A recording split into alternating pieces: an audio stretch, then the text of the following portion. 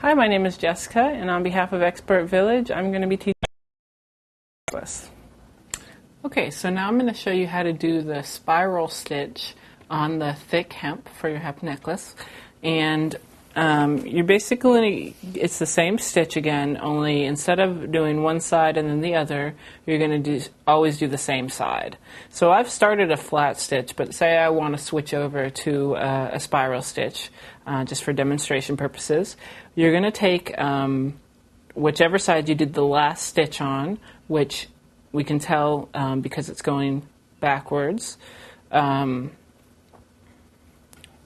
going to take that left side, bring it underneath the two middle strings, and take the right side, bring it under, and then go through.